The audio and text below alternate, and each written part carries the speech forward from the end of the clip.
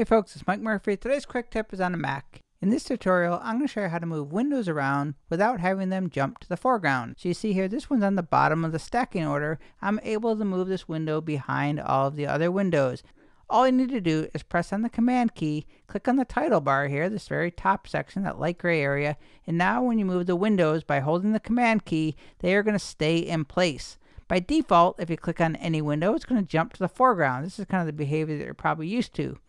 Hold the Command key, click on the top title bar there, and now you can move anything on a Mac and it is going to stay in that position. This is great if you're doing a presentation or a live stream, or you're working on the foreground area, but maybe you want to move some of these backgrounds. Every time you click it, you see it jumps in front. That's distracting. Press the Command key. Now you can drag those windows, you can drag it behind, and it's not going to disrupt your presentation. My name is Mike Murphy. Cheers.